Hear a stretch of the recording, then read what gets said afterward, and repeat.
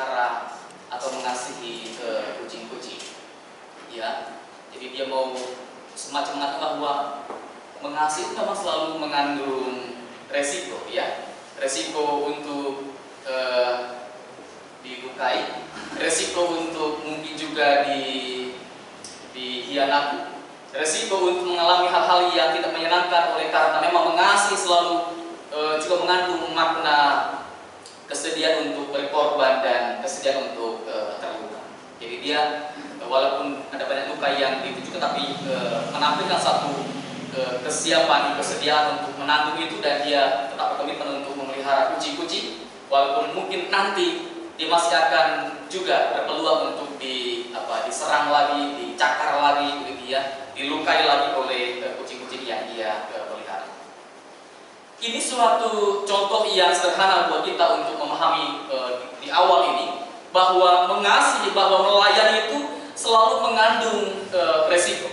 Bersaksi selalu mengandung satu peluang kita dicurigai oleh orang-orang, mungkin bahkan ditolak oleh orang-orang, kita mungkin bahkan diserang, ya, difitnah oleh orang-orang. Dan ini suatu realita yang dihadapi oleh semua orang percaya, semua orang beriman, semua para hamba Tuhan, pelayan Tuhan di berbagai tempat di belahan dunia ini. Selalu ada resiko terluka, resiko menderita, resiko dianiaya dalam bersaksi, berkarya, ya, di jalan Tuhan. Saudara, pada bagian Injil pada hari kita belajar banyak hal yang baik, ya, yang kiranya meneguhkan bahwa bersaksi itu sesuatu yang sangat indah dan mulia, walaupun memang mengandung berbagai macam risiko yang sangat mungkin, ya, dialami oleh kita sebagai murid-murid Tuhan. Nah, bagian pertama yang saya ingin tegaskan dari bagian Injil ini adalah bahwa jangan habiskan hidup kita untuk meratapi hidup, ya, melainkan habiskan hidup kita untuk menjalankan tugas kesaksian bagi dunia. Jangan mati jangan mati dengan ratapan, begitu ya, tapi matilah dengan suatu perjuangan di jalan Tuhan untuk bersaksi bagi pekerjaan atau bagi kemuliaan Tuhan. Tuhan memberikan peringatan kepada para murid, ya, bahwa memang seorang murid, seorang hamba tidak akan lebih besar daripada gurunya. Seorang murid tidak akan lebih daripada gurunya, ya. Jadi kalau Yesus sebagai seorang guru, dia dicurigai oleh orang-orang, dia ditolak oleh orang-orang, dia kemudian bahkan dianiaya, menderita oleh karena perbuatan orang-orang, maka para murid juga punya pengalaman yang kiranya sama, ya, dengan apa yang dialami oleh Tuhan Yesus. Kalau dia sebagai Tuhan, sebagai Tuhan, ya, dengan maksud untuk melayani manusia, dan maksud untuk menolong, menyelamatkan manusia, mengalami jalan penderitaan yang berat, bahkan mati di kayu salib, maka para murid juga akan punya pengalaman yang kira-kira sama dengan apa yang dialami oleh Tuhan Yesus. Karena memang jalan yang ditempuh bukan jalan yang biasa, bukan jalan yang umum, bukan jalan yang besar, yang nyaman, bukan jalan yang mudah, yang rata, begitu ya, yang penuh dengan ujian. Tapi jalan yang menggambarkan cinta yang memberi hidup, cinta yang rela berkorban, cinta yang bahkan memberikan apa yang ia miliki demi orang-orang yang ia kasihi. Dan ini gambaran dari kehidupan yang diwarnai dengan penderitaan karena cinta, penderitaan karena, ya, hati yang penuh dengan belas kasihan kepada umat manusia. Dan mereka yang ikut jalan Tuhan ini akan juga memang mengikuti jalan yang sempit, ya, jalan yang penuh dengan lika-liku. Ya, Tuhan bilang, aku datang bukan membawa damai, tapi membawa pedang, ya, membawa pemisah. Karena memang orang yang ikut Tuhan akan mengikuti jalan yang tidak biasa, jalan yang tidak nyaman. Ya, mereka akan anak akan diusir oleh orang tuanya, ya, mertua akan berpisah dengan menantunya, kemudian suami akan ditolak, istri akan ditolak oleh pasangannya, oleh karena mereka memilih jalan yang tidak biasa, jalan yang mengedepankan cinta kasih, jalan yang mengedepankan kebenaran, jalan yang mengedepankan keadilan di tengah dunia yang penuh dengan kejahatan, penuh dengan ketidakadilan, penuh dengan berbagai macam tipu muslihat. Namun Tuhan bilang pada mereka, ya jangan takut. Dalam arti bahwa jangan pusing, jangan terlena, jangan terpaku hanya kepada penderitaan yang mungkin kamu akan alami. Jangan habiskan waktu, jangan habiskan perasaanmu, pikiranmu hanya untuk membayangkan, hanya untuk merasakan penderitaan. Jangan habiskan hidupmu hanya untuk meratapi penderitaan yang mungkin kamu akan alami. Ya, jangan habiskan pikiranmu, perasaanmu, ya, hidupmu hanya untuk meratapi kesusahanmu, ya, persoalan-persoalan yang kamu alami, penolakan yang kamu alami. Jangan habiskan hidupmu hanya untuk meratapi dirimu sendiri. Tuhan bilang, fokuslah kepada panggilan hidup, fokuslah kepada tugas misimu. Ya, apa yang kamu dengar di tempat yang gelap, beritakanlah itu tempat yang terang. Apa yang kamu dengar secara diam-diam, wartakanlah kepada orang banyak secara terbuka. Apa yang dibisikkan kepadamu, beritakan itu dari tempat yang tinggi, dari atap rumah, supaya semua orang boleh mendengar apa yang telah kamu dengarkan dari firman Tuhan. Artinya apa? Jangan fokus di tempat-tempat yang tersembunyi. Jangan fokus hanya dengan perasaan yang sempit. Fokus kepada orang, kepada kondisi diri, kepada perasaan sendiri, kepada masalah yang sedang meliputi, ya, kehidupan kita sendiri. Tapi fokus kepada perkara yang lebih besar, yang lebih penting, yang lebih mulia, yang lebih bermakna, begitu ya, menjadi berkat bagi orang-orang yang lain. Saya membayangkan kalau orang fokus kepada visi, kepada misi Allah, begitu ya, mereka akan berani keluar dari diri mereka sendiri, keluar dari perasaan yang hanya memikirkan tentang diri mereka sendiri.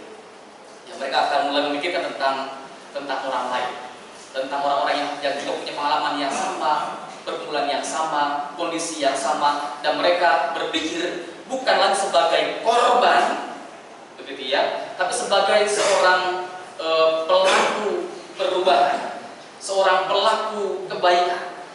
Dan kalau orang bisa berbuat baik walaupun dia menderita, saya kira ini hal yang luar biasa, ya.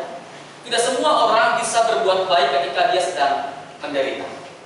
Jadi kalau orang bisa berbuat baik walaupun dia menderita, saya kira ini hal yang luar biasa. Kalau orang bisa berbuat baik bahkan sampai dia menderita, juga ini hal yang luar biasa. Ini yang kita namakan dengan istilah rela berkorban, ya, rela pasang badan buat orang lain supaya orang lain bisa mendapatkan perlindungan, mendapatkan kebaikan, pertolongan, begitu ya, walaupun dia yang kemudian menderita. Kalau orang menderita karena dia berbuat jahat, itu hal yang itu hal biasa, ya. Orang menderita karena dia ngebut, ya, karena dia korupsi, karena dia berbuat jahat, menderita, gitu ya, itu hal yang biasa. Kalau orang menderita karena dia berbuat kebaikan sampai dia menderita, itu hal yang luar biasa. Mertua saya, mereka tinggal di Merak, adalah orang-orang yang sederhana. Ya, mereka tinggal di rumah yang sederhana dan mereka hanya punya satu kendaraan butut, motor legenda. Itu legenda mungkin tahun 2000, ya, 2002. Ya, legenda tahun 2002. Sudah sangat tua, dan ya mereka hanya punya, dan mereka menggunakan itu ke kemana-mana, termasuk ke gereja. Ya, jarak rumah orang tua saya ke gereja dari Merak ke Serang itu saya coba cek di Maps, ya, itu antara 34 sampai dengan 35 kilometer jauhnya. Kalau Pak Yakub dari Menceng ke sini berapa kilo, Pak? Pernah nggak ngecek di Maps? 17. Berarti 2 kali lipatnya lagi ya. Mungkin sampai kemana tuh kalau 2 kali lipatnya? Mungkin Cimone, mungkin ya. Dua kali lipat dari. Ada mungkin yang dari Bekasi ya pernah ngecek jarak rumah ke gereja sini. Ada yang lebih jauh dari 35 kilo? Ada. Dari Maja. Ada yang dari Maja? Ada.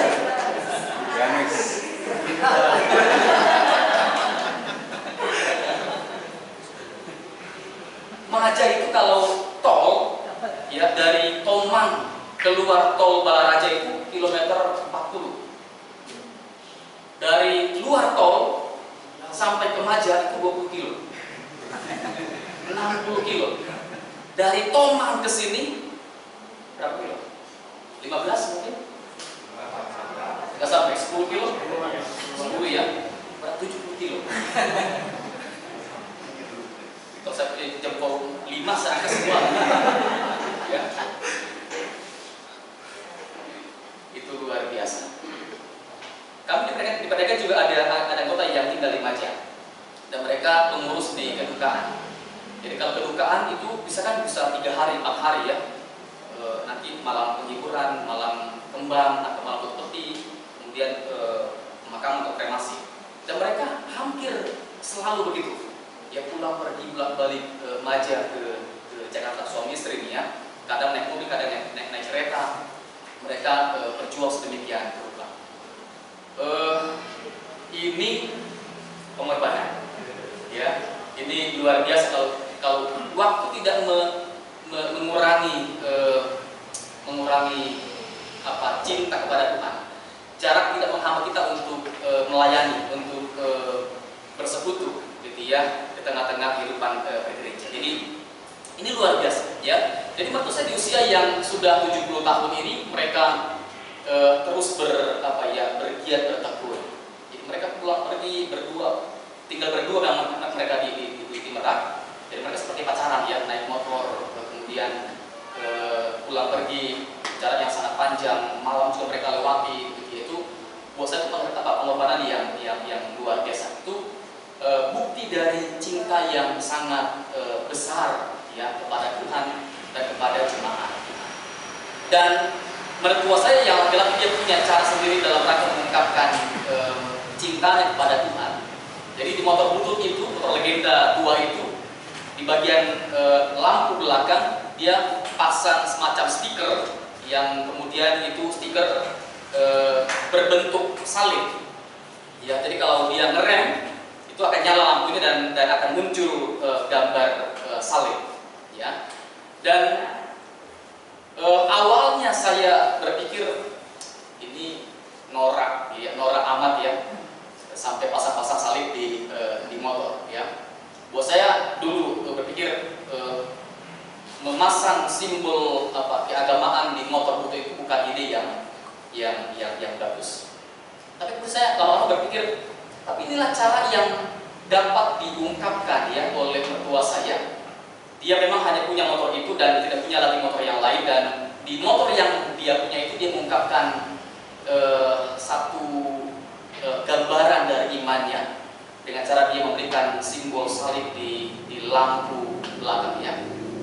Saya bayangkan memang ya tiap kali dia akan berangkat naik motor, tiap kali dia ngerem motor, dia akan menampilkan satu cahaya yang berbeda, ya, memberikan cahaya salib pada orang-orang yang lewat, yang melihat, gitu ya, di jalan yang sangat ramai padat di daerah Serang Merak itu.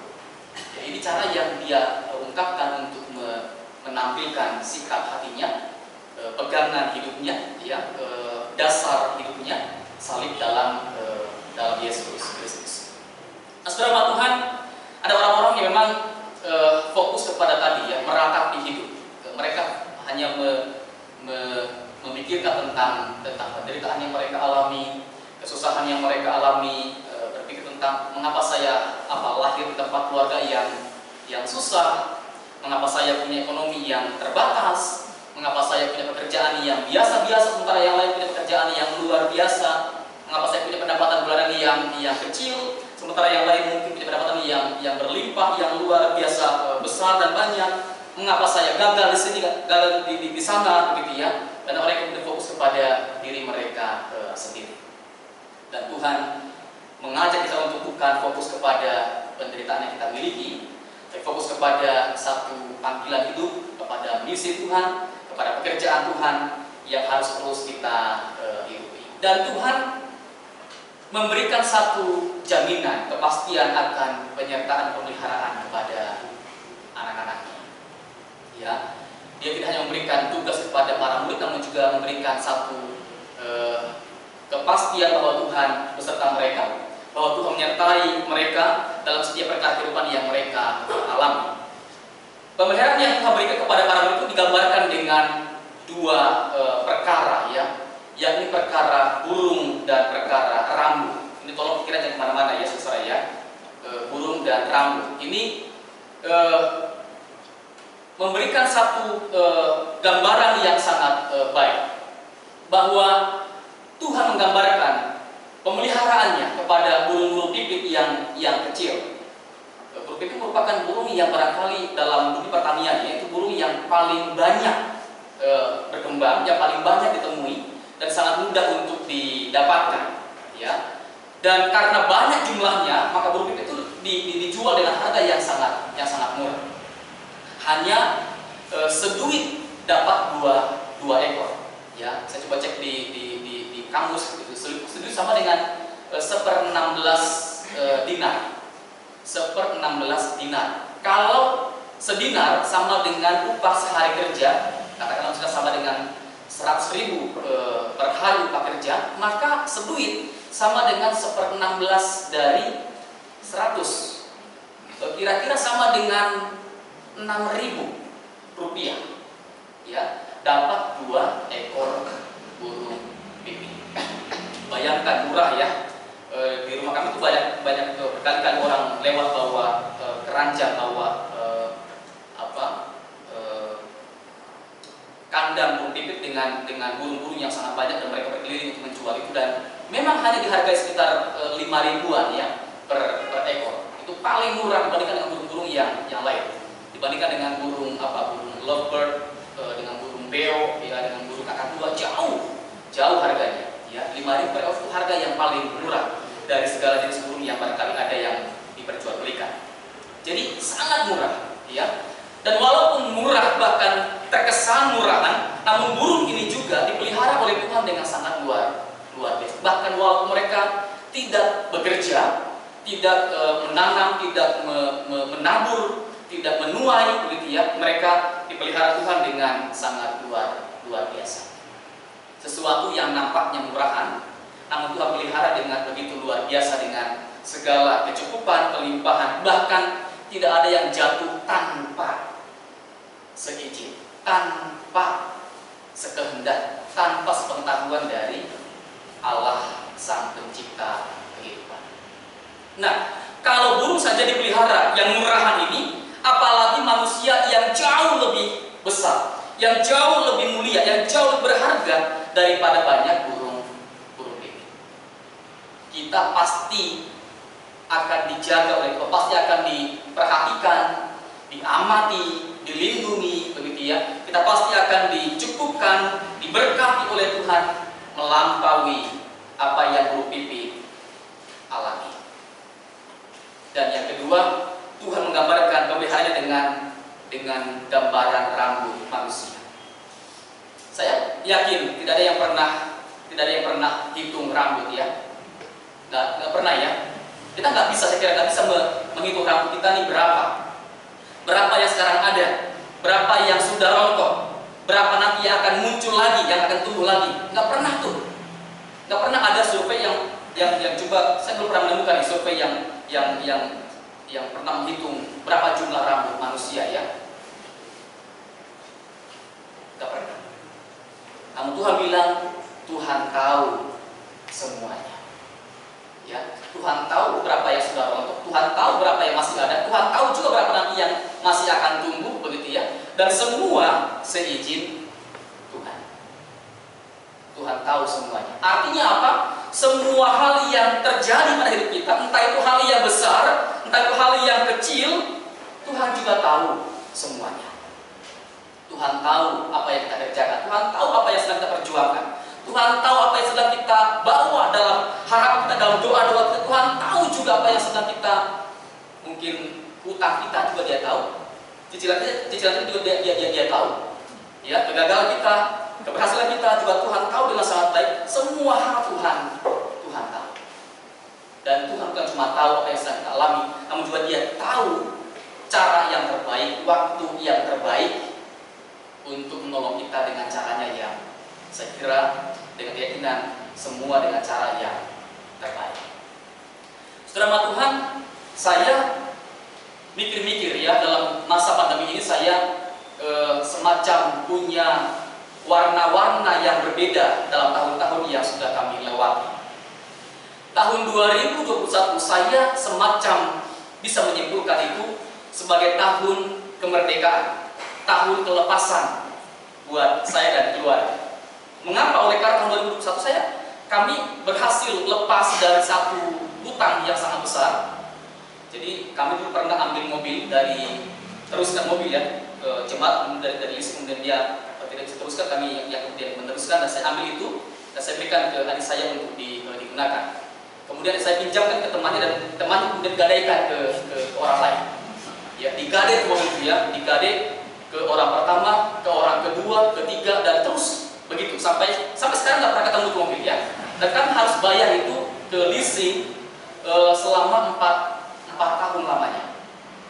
Jadi bayangkan dari tahun 2018 atau 19 ya, 18 barangkali ya, dan baru kelar di 2021 ya.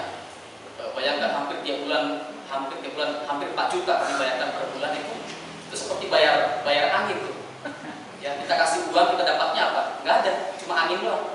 Ya, itu penderitaan yang berat dan panjang, 4 tahun lamanya. Kami selesaikan pada tahun 2021. Jadi satu hutang yang lama kami tanggung begitu ya, itu kelar di 2021. Kalau pendeta kan ya begitu ya, nggak mungkin bisa lari dari hutang, dan semua juga harus punya pola yang sama ya. Jadi ada orang yang gampang aja, udah cuekin aja hutangnya begitu ya. Kalau ditagih ya biarin datang sampai capek, sampai berhenti sendiri.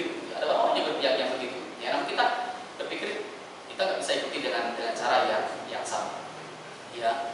Walaupun ini bukan kesalahan kita, tapi kita mesti tetap tanggung jawab dengan apa yang sudah kita mulai dengan komitmen gitu ya. Kemudian tahun 2022 kami semacam menyimpulkan itu tahun kami kehilangan. Kami sempat di rumah ya punya sekian gram emas, dan itu di 2022 dengan pandemi yang masih heboh itu ya kami terpaksa jual satu persatu ya, untuk bantu ini bantu itu ya, dan semua sekian banyak lempeng itu habis semua. Dan kami juga kehilangan orang tua, ayah dan saya meninggal juga di tahun 2022. Itu tahun kehilangan buat kami. 2023 ini kami semacam menyimpulkan di tahun kesakitan buat kami ya, tahun penyakit, tahun 2023. Di awal tahun Januari saya mulai dengan masuk ke rumah sakit karena makan terlalu pedas menyebabkan lambung luka dan harus dirawat di rumah sakit selama 3 hari. Kemudian anak saya juga beberapa kali masuk ke rumah sakit karena dia juga sakit. Kemudian di 2023 ini di bulan April juga istri masuk ke rumah sakit dan dia harus operasi kanker usus, dipotong sambung lagi, dan dia harus menjalani kemoterapi ya selama 12 kali, sudah menjalani 2 kali. Jadi ini tahun yang penuh dengan perjuangan dalam hal itu. Berharap supaya nanti di bulan November kemo sudah bisa selesai dengan baik. Artinya semoga sakit itu nggak manjang ya. Jadi cukuplah itu di tahun 2023 ini sebagai tahun kesakitan buat kami, dan kami harus jalani dengan baik. Lalu juga mama dari saya yang tinggal bersama dengan saya di Pasarikan ini, kami coba cek ke dokter matanya dan kemudian kelihatan bahwa mata kanan tinggal 25% kemampuan melihatnya, mata kiri tinggal 30% kemampuan melihat karena katarak dan harus ditangani. Semoga juga itu bisa kelar di tahun 2023 ini. Jadi ini tahun yang penuh dengan perjuangan, tahun yang penuh dengan pergumulan buat kami. Tetapi apa yang kami alami dalam tahun-tahun yang telah berlalu ini atau bahkan yang sedang berjalan ini membuat kami semakin belajar ya untuk memegang ya iman kepada Tuhan, iman yang teguh. Saya pribadi meyakini dengan sungguh-sungguh bahwa tidak ada Tuhan selain yang kita kenal dalam Tuhan Yesus. Ini sudah saya pegang dengan sangat teguh, sangat kuat sejak saya berusia SMP. Ya, dulu waktu di SMP saya bergaul dengan banyak orang dan di kelas saya bergaul dengan kawan-kawan dari beberapa yang berbeda agama dan saya sempat diajak oleh mereka untuk main ilmu hitam, ya. Dan mereka sempat ngajarin namanya ilmu kerasukan macan. Ya. Jadi kalau baca suatu mantra kemudian bergerak dengan suatu gerakan tertentu yang diajarkan dan ya akan kerasukan macan, ya. Dan suatu waktu saya bermain itu dengan kawan-kawan ini di kelas dan setelah bermain saya mendapatkan teguran yang sangat pendek tapi itu berasa sekali dari seorang perempuan Kristen yang berani menegur saya dengan mengatakan bahwa kok orang Kristen kok main begitu. Ya itu terjadi di SMP dan saya masih keingat sampai sekarang kalimatnya, kok orang Kristen main yang begitu, gitu ya. Saya renungkan, saya rasakan betul apa yang menjadi pesan itu dan saya kemudian menyesal apa yang sudah saya lakukan dan saya berdoa pada Tuhan dengan sungguh-sungguh, Tuhan, kalau Tuhan mau, kalau Tuhan berkenan, saya ingin juga dilepaskan dari semua ikatan-ikatan yang duniawi, ya, dengan kuasa-kuasa kegelapan. Waktu berdoa, saya semacam merasakan badan jadi panas, gitu ya, dan ada semacam kuasa yang saya kemudian simpulkan itu kuasa pemurnian dari Tuhan. Mulai dari hari itu saya melepaskan diri dengan semua ikatan yang duniawi dan yang gelap itu, gitu ya. Dan saya fokus kepada Tuhan, saya mulai rajin ke gereja, saya mulai aktif kemudian di sekolah minggu, saya mulai ikut pelayanan dan saya mulai serius untuk belajar. Saya dulu belum pernah namanya juara, ya. Kemudian setelah ikut Tuhan dengan sungguh-sungguh, saya mulai di SMP kelas 3 saya bahkan jadi juara kelas. Itu saya bayangkan itu buah dari ikut Tuhan, pemeliharaan Tuhan yang luar biasa ya bagi mereka yang mau mengikuti. Jadi saya kemudian menyimpulkan bahwa apapun yang terjadi dalam hidup ini, entah itu hal yang menyenangkan, itu hal yang menyusahkan, hal yang mendatangkan hal yang nyaman, walaupun mungkin mendatangkan hal-hal yang penuh dengan pergumulan dan penderitaan, saya meyakini dalam hati bahwa saya tidak mau mengingkari ya iman saya kepada Tuhan. Buat saya final ya bahwa Tuhan saya yang layak disembah, yang layak untuk saya terus ikuti dan layani hanya Tuhan Yesus Kristus. Jadi penderitaan yang kami alami dalam tahun ini tidak mengurangi ya kadar iman kami kepada Tuhan. Dan saya bersyukur juga bahwa istri saya makin bergiat juga ya, makin bergiat dengan kerohaniannya, makin bergiat untuk baca renungan, dengar renungan di handphonenya, di internet, gitu ya. Dia makin meneguhkan hidupnya dalam melewati masa-masa yang kami katakan tadi sebagai masa sakit ya di tahun 2023 ini. Dan Tuhan bekerja dengan cara yang luar biasa ya. Kami dalam berbagai macam bentuk kami merasakan kehadirannya, penyertaan campur tangan Tuhan yang terus mendatangkan pemeliharaan yang luar biasa sampai dengan hari ini. Jadi kami nggak fokus dengan masalah, kami nggak fokus dengan penderitaan, kami mulai fokus terus dengan panggilan Tuhan, dengan misi Tuhan. Kami berharap supaya masalah yang sedang kami alami tidak mengurangi fokus kami kepada pelayanan, kepada jemaat, kepada panggilan Tuhan untuk menjadi saksi Tuhan, pelayan Tuhan di tengah-tengah dunia ini. Dan hal yang sama juga saya rindukan kepada semua kita ya, jangan hanya fokus dengan masalah, jangan fokus hanya dengan meratapi diri sendiri. Tetap fokus kepada panggilan Tuhan, pada misi Tuhan, apa yang Tuhan mau kita lakukan dan karyakan. keluarga, di tengah gereja. Tadi kawan luar biasa tadi, walaupun jauh jaraknya, tinggalnya jauh, tapi tidak mengurangi panggilan Tuhan untuk menjadi bagian dari pelayan di tengah-tengah jemaat tempat ini. Bahkan mungkin juga usia kita tidak mengurangi kita untuk berteguh dalam iman, berteguh dalam pelayanan, berteguh dalam kesaksian, begitu ya. Jadi yang sudah senior tetap pegang iman pada Tuhan, tetap jadikan usia kita yang sudah senior sebagai sebuah contoh teladan yang baik buat mereka yang masih muda, yang butuh bimbingan, yang butuh pengalaman, ya, yang sedang bergumul dengan berbagai macam hal dalam dunia kerja, dalam dunia usaha, dalam dunia keluarga. Jangan hanya mentok dengan masalah yang ada, ya. Terus bisa melihat apa yang Tuhan mau kita lakukan, karyakan, kerjakan di tengah-tengah keluarga, di tengah-tengah dunia kerja kita, di tengah-tengah pelayanan yang sedang kita perjuangkan saat ini. Terakhir, saya mau untuk membaca satu bagian firman Tuhan dari 1 Petrus pasal yang keempat, ya, ayat yang ke-19. Firman yang berkata begini, karena itu baiklah juga mereka yang harus menderita karena kehendak Allah, menyerahkan jiwanya dengan selalu berbuat baik kepada Pencipta yang setia. Ya, kalau menderita karena kehendak Allah, karena mengasihi, karena melayani, karena bersaksi, bukan karena berbuat jahat.